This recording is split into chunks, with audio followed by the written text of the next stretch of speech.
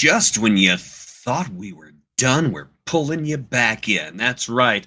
The Last Airbender may be done, but the saga still goes on. Ladies and gentlemen, welcome to the Legend of Korra, Episode 1 of Book 1 Air. Welcome to Republic City.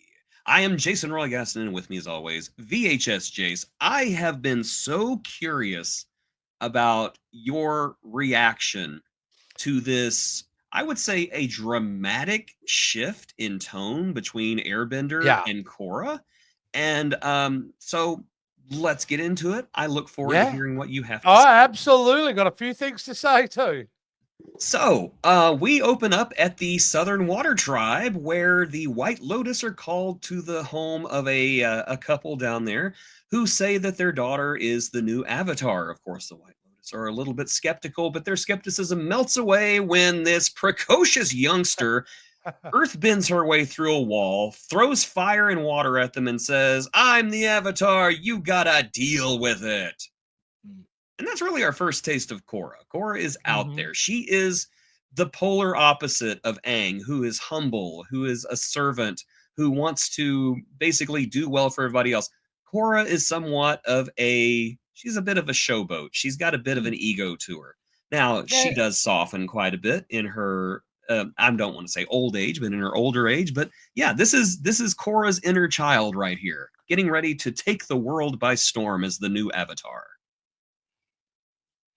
It's certainly, look, I got to say, this episode has some stuff that I really dug, really loved. But I got to say, it's jarring to watch in the beginning, and not completely in a bad way, just because there's so much to process. Like, this episode is packed with not only the story that's in front of you, but you attaching and putting together pieces from the previous episode in relation to what you're seeing on screen now. And mostly it works, but there are some things that don't work. And Korra didn't completely win me over as a character. And we'll get into the reasons why as you go along into the episode. But yeah, it's definitely a shift. And I wonder how it was first received by everyone else as well, whether I was alone in that thought process. But yeah, that's how I sat. But it's beautiful to look at. Oh. As I remember when this series first came out, it had detractors. I mean, like crazy detractors. And they were instantly screaming, "Mary Sue, Mary Sue, Mary Sue." And usually people who do that don't really know what a Mary Sue character is, because Mary Sue characters are flawless. There at the beginning, we see Korra is not flawless. She has flaws. And I really think that that is what puts a lot of people off on her right away, is that we are not introduced to a humble servant airbender like Aang. She's a little bit cocky. She craves attention. She craves acceptance from people. She does not like to be told what to do. She's going to go do her own thing. She's headstrong. She's stubborn. And she's a bit vicious, too. And she's very naive. Very naive, too. Okay, when we started Avatar, my naivety was to be rather critical on Sokka in the first 1 or 2 episodes, and you did not just call him Sokka. Completely changed, obviously. Yeah, and I will tell you, this is a series where these characters grow too. So who you meet now is not who ends up at the end. But but instantly recognizing characters from the past, and as we get into that, was a delight too, in a way. It just wanted me to know exactly, Jace, what are the stories from in between where we left her to where she is now. If that's what they're digging into in the future, I'm really excited. But it was so great to see her. Well, I'm going to let you down gently because this is not a story about Katara or anyone who's left behind. But it's not to say this is one of, I believe, 2 times you see Katara this entire season. And honestly, she doesn't look like in the condition to really do much. yeah. Now, she does drop a major hint. She says, "My brother is gone." So Yeah. Sokka is gone by this point. Yeah. And, we see a couple of other hints. I don't know if you noticed the statue of Toph at the police headquarters? Did. I Yeah, did. yeah, so and of course, we got other characters with Her connect. daughter's not so nice, but I figure her Talk daughter's got a about Lin big. when we get there. Yeah, I'll I talk reckon about Lin when we get Lynn, she's got a big part in the show, but yeah, go on, sorry. there. Lin actually has one of my favorite scenes this entire Okay. season, and it is one where you put your hands in the air, go, "Yes!" and then go, "Oh, no." Yeah. It is a great scene. But anyway, let's get back to it. Yep. Korra is training with the Firebenders because unlike Aang, we are Mm. not seeing somebody at the beginning of their Avatar journey. We're seeing somebody at almost the end of it. She has mastered 3 elements. She has just shown her mastery of fire, and she's just got 1 element left. She has to learn air. And so Master Katara tells the other members of the White Lotus that, yeah, you know what? She's ready. She's ready because if there's one person who can teach her how to access the spiritual side of airbending, it is my son, Tenzin, voiced by the legendary J.K. Simmons. I love the way Is he's that who introduced. that was? That is J.K. Simmons. Yes. Oh, that's amazing. I didn't know that. Because he was going to be one of the characters that I was going to say how much I really enjoyed. Like, I Yes. can't wait to see more of him. Tenzin goes on such a journey throughout this series. And it is a journey. I don't want to say that it is, I don't want to say generational trauma, Mm. but he has a burden on him that is so heavy. And after a while, you kind of see how much it is affecting him. And he's a great character. J.K. Mm. Simmons was the perfect person to cast in this role. And I Oh, love the fact brilliant. that he's introduced Oh, his here as a guy who's barely hanging on because the kid's literally chewing on his head. That's kids. Milo, by the way. Lots of people don't like Milo. I love What? Milo. Milo's Milo a is like, yeah, it looks funny. Milo introduces a form of airbending Mm. in this series that a lot of people hate. I love it because it is what a kid would do. And I'm sure you probably already have it in your head what it is. Yeah. It happens and it's fantastic. Um, so Tenzin meets Korra and remarks about, wow, you've grown so strong. Look at you. Are you ready to come join me? Are you ready for me to come here and teach you airbending? Well, too bad. I can't do that. I have other responsibilities, and we are the only airbenders in the world, so I can't stay here and teach you. And of Yeah. course, Katara is very bummed about that. Mm. She decides that screw this. I'm gonna go. If he's not gonna come to me, I'm gonna go to him. And so she goes and hooks up her polar bear dog, who one of my biggest criticisms of this show, I will tell you right now, is that Naga, her polar bear dog, is dramatically and criminally underused. Oh, Oh, and is such a good girl. She's such a good girl. She yeah. deserved better. Great Uh, design too. oh, absolutely. So Korra is getting ready to leave, but Katara knows. Honey, where you going? Where you going? Yeah. I've got to leave. Yeah, I agree. You need to get the hell out of here. Go find Tenzin. He's a jerk. You need to get him to teach you. I like that Katara understands her need to leave. She gets it because Katara was there once too. Yeah. So Korra stows away and on a boat. She gets to Republic City and she takes off on Naga. And of course, it's not what she's expecting. It's very No, overwhelming to her. And she I'm is, overwhelmed. yes, because it is, as I said, it's a dramatic shift. That's one thing that I Yeah. love about this series, though, is that it could have easily just been The Last Airbender Part 2. But no, they take advantage of this 60-year time jump and they basically set the action in the 1920s with the emergence of Well, all this steampunk yeah, technology. it's There's the yeah, industrialization of that world. It's there are fascinating. skyscrapers, there's automobiles called Yeah. Sotomobiles, Yeah. and it still maintains that East Asian sensibility to it all, Mm. but at the same time, you can see the Industrial Revolution, which I think is fantastic. I'm You know what also I going to love? Some of the big what's wide shots in this. There's a little thing they put in this, Jason, but I love it. How accurate they are to that 1920s, 30s industrialization look, because everywhere you see when they have a shot from the air looking down, you see all the telephone, like the electrical posts and all that. It's got that look and feel of, even though it's ugly technology, if you know what I mean, with that kind of, nothing actually looks beautiful. You can see it's actually detracting from that beautiful world rather than adding to it. I thought. absolutely. One other thing that I really appreciate about this show is the change to the musical score, Oh because yeah, where before it was very zen and very very melodic, now classical, it has gone to very fast-paced 1920s. almost And jazz yeah, at it's a some points. jazzy soundtrack, and I Yeah. love it. It's just immediately saying to you from the very beginning, this is not Airbender. This is not Aang. This is somebody brand new. Talk a little bit because I have to cough. Oh no, absolutely. You know, I would dismiss this episode. One of the things I said is I just overwhelming airbended. struck by, just airbended.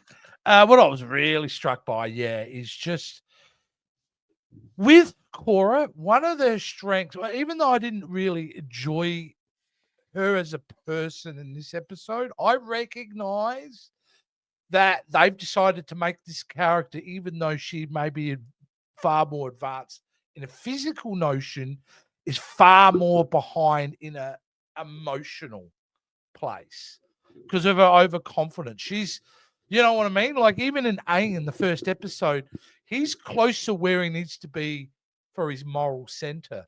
She's very far away from being that balance as a human being because he was always about everyone else and she's very inward. So her journey may not be one of a lot of physical transformation, but a lot of it's going to happen up here. Yes. I just want to remind you, you are meeting the characters at the beginning of their journey. Yeah, yeah, yeah, yeah. I will also say Korra goes through absolute hell Mhm. in this series. Like she is traumatized by what she goes Yeah, through. I wondered that actually because I'm thinking to myself, it's just the second series. By nature, they're usually darker in tone, and I wondered that watching this first episode, is this series overall darker in tone? It has its moments where it's darker, I will say that. Yeah. And you definitely see Korra learn humility in this Ah, yeah. season because she is dramatically humbled. But before she learns that humility, she's got to be arrogant, and you definitely see the arrogance. That's what I love about Korra is that she is. While I think that fundamentally she is a good person, she is a very, very flawed protagonist. Well, We are, she's yeah, we are, overconfident and naive at the same time. yes, we are seeing somebody who is basically in over her head and she doesn't know it. And I think that this Yeah. shot, basically, I think this beautifully animated and rendered shot of her looking up at the statue of Yeah. Aang, not only is it showing her just in awe of her new surroundings, her being lost in her surroundings, but she's literally standing in the shadow of Aang. Do you And think that there's even so at many this, times we see yeah. characters looking up at that statue, standing in Aang's shadow, saying, "What do we do? I'm not going to be you. I could never be you." Not only that, it's the series saying that. We're not going to Yeah. be Airbender. We're going to be something else. And I really think that that's what a lot of the detractors did not pick up on is that in this first episode, they're saying, we can't be this. We're going to be this. Yeah. And I think that Yeah. that was a good choice for them. Well, and I think what's repeated through the episode too, not only that, is the fact that, especially with Korra, I keep going back to Korra, is that, did she even understand what it is to be an avatar? Does the world, even at this point, even though it's 60, 70 years later, even really understand the sacrifices that were made by Aang? He's lauded it as his hero, but it seems to me that world has moved on pretty quickly at the most part. It really has. The world has changed, and so has the Republic dynamics of it. City is already corrupted and violent, and that because within the first 5 minutes, her being there, she's up against a street gang. Yep. So you The know the triple threat world isn't. triad. Yes. Yeah. So you know the world is certainly not what Aang almost sacrificed everything for. In fact, if he was around, he would be probably really disappointed in the current time. And I think that's brave, is to go, hey, yeah, they saved the world, but it didn't mean it was happily ever after. Exactly. I do like how this series also examines the ripples of what people do in the past, how it affects the future, and somehow, Oh yeah. Oh. and how the intentions of what Aang and Zuko did in founding Republic City, how it kind of upset a lot of people who were traditionalists. I had a great picture of the rally that Korra interrupts, Yeah. and I don't know what happened to it. I'm very disappointed it's there, but it's the rally where this guy's picture is in the background. Yeah. And Is I'm he the gonna big say man? right now that Yeah. the equalists, the ones who are saying, the benders are a class above us. We need everybody to be equal. I think Yeah. that's one of the fascinating things about this series. This was originally just supposed to be a one season show. It was, we're gonna do a Okay. mini series and then that's it. And then Nickelodeon came and said, "Here's a bunch of money, do some more." And so Okay. there's a little bit of a narrative disconnect Okay. because they were originally just going to tell this one season and be it. But I don't think the Equalists are wrong. Now, they're definitely not all on the up and up because there's terrorism involved at one point, but they have a point. It's almost like a Magneto was right situation. Because, yeah, the Benders are seen as better than everybody else. And that is something that they explore. Is bending just really another way of bringing in an Control. oligarchy? Yeah. Yeah, an oligarch control. And yeah, you're right. I mean, they're really what they call themselves equalists, but many names that could be what a liberal or what do they call them? Where you have the right, you have the left, and you have the middle, which is what do they usually call liberal, Centrists. centrists, separatists. You could even Yeah. pull from Star Wars there. That's what they were. They were the good, the evil, and the people in the middle. Yeah, Yes. I actually totally understood straight away as how the society would be divided by that. You know, when you celebrate, these enhanced people into the world, which would have been absolutely what happened at the end of the last Avatar. Yeah, people get jealous, people get fearful, people get scared, and they turn on them. And Well, then I if you mean, have an oligarch being created by those people that have powers, yeah, you can see where the division comes from. just take a look and see what happens here. First of all, Korra fights the threat triad She's having and fun. trounces them pretty spectacularly. The Yeah. police show up, which number one, this is Cool. this is kick ass. I'm gonna say This is right now. amazing. This Yeah, is it is great. awesome. I love Yeah. how the metal bending has evolved. And whenever they tell Korra you're under arrest, what does she say? You can't arrest me. I'm the Avatar. Doesn't sound very equal to me, does it? But she runs Mm, for it. mm, And Poor Naga. I'm so yeah. sad to see this. Yeah. Naga What a didn't great do way it. to catch criminals, Yeah, though. Naga's a good girl. She did not deserve that. But in getting arrested, we are introduced to, I would just go out on a limb and say she's my favorite character from this new series, and that is Lin Beifong, Toph's daughter, who is this very tough, no nonsense Oh, here cop. we go. The one she wasn't very nice. No, she was not very nice, She but seems to I be just love that annoyed by whenever, her. oh, wait, you're Lin Beifong. Toph and Aang were best friends, so you should know me. I'm the Avatar. Yeah, that Avatar title does not carry a lot of weight with me. I just love how she's just like, she don't care who you are. You break the laws in her town, she's gonna come down on you. But Tenzin shows up, and there's some tension between these two. Yeah. You can feel it. And Oh, he's yeah. like, "Okay, listen, yeah, I'm gonna take Korra, and we're gonna get out of here. I'll pay for all the damages. Just let me take her out of here." Um, Lynn's like, "Yeah, sure, just get her out of here." And I love this whenever she does the whole "I'm watching you" thing, and Korra immediately just Yeah, tongues her back. the facial animation there kills me. I just love that is such a 20-year-old thing to do. I Just said I don't gel with her, but at least with Korra, they were smart enough not to write her as annoying. She's still likable. She's She's not just not she is likable, she's borderline. idealistic, but she's completely she does She have just that smugness about her, and she's she a incredibly naive. typical 15-year-old teenage daughter. Yeah. Because that's the Um, vibe I'm getting from it too. As someone who once had a teenage daughter, I say once because now they're adult, but yes, when they were a I teenager, that would certainly be the attitude I would get at around age yeah, 15. I have one teenage daughter left, and that's her Yeah. right there. That's a And yeah. relatable, totally And of relatable. course, I'm gonna continue the cursed screen cap of the week with Ha! yeah, don't bring my mother into this.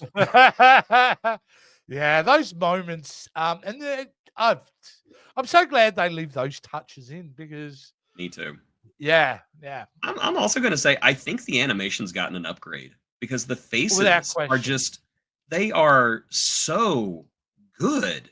Well, I think you could tell a lot of this is also like they've upped everything, even like how they use blurs now. Like you've got Yes. things in focus in the background, bit more out of focus, and they kind of looks. It's gorgeous. Yes, and I I, think yeah, it's also because they have kind of switched to digital at this point. yeah, yeah. And they're switching their technology with the Aang movie that's coming out also because they're going to be using a form of CGI which is supposed to look like 2D animation, which Oh, I'm kind of cell I'm going to give shaded. it a chance. I'm going to give it a chance, Yeah, but at the yeah. same time, we'll see. We'll We'll see. wait and see. Yeah. But Tenzin has a change of heart after looking up at his dad's statue. Again, there's a screenshot that I have that did not make it. Thank you, StreamYards. Mm. Looking up at his dad's statue, he realizes that the Republic City was his dad's legacy, but Korra is also his dad's legacy. And so he offers for her to stay with him and train as an airbender. And all I can say to that is, good Lord, Korra is strong.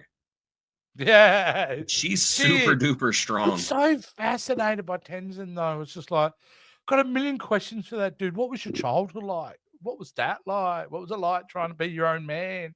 What was You it? get answers, Oh, and okay.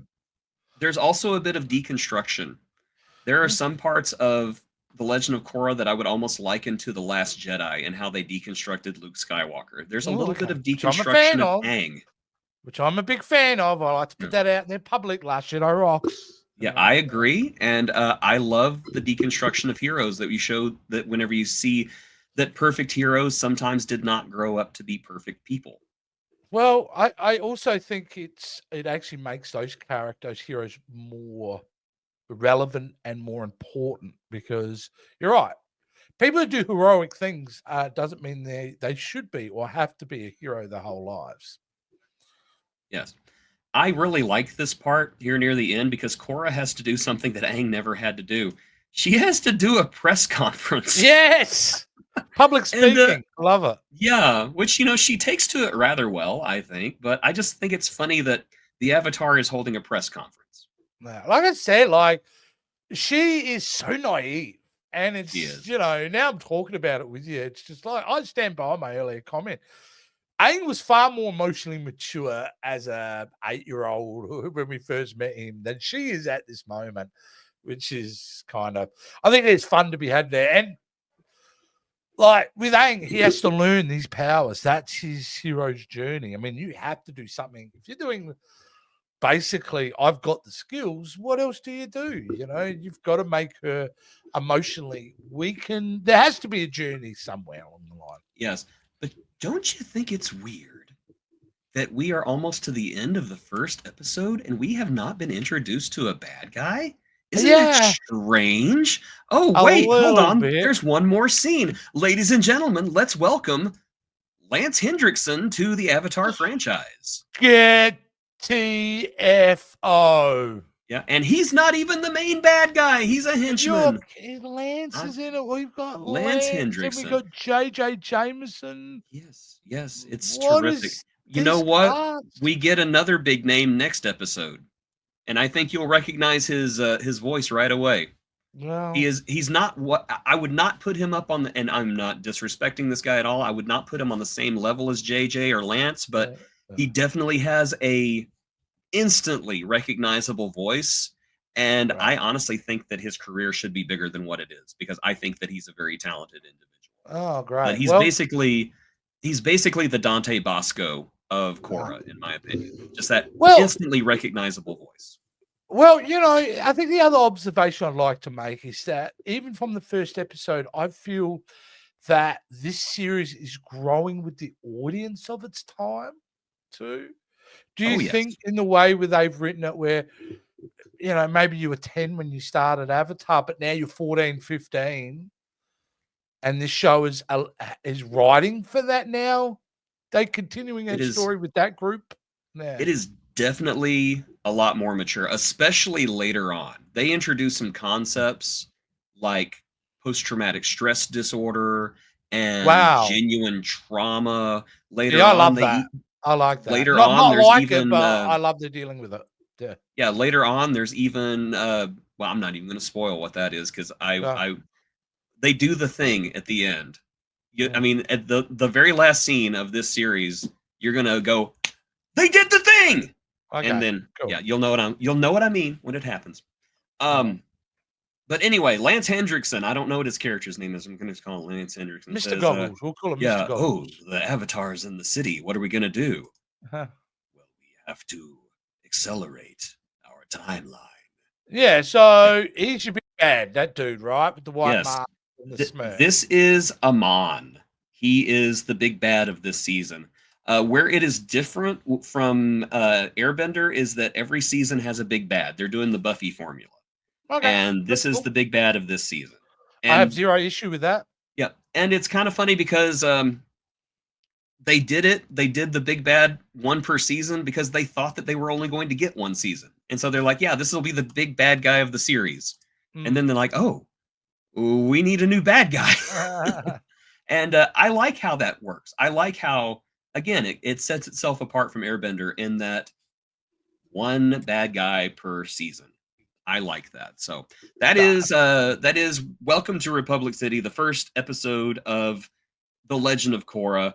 I I enjoyed this more this time than I did the first time I watched. And don't get me wrong, I did enjoy it the first time mm, I watched it, but I think that I have kind of let go of my expectations from that first watch through, not the connections that I had to Airbender.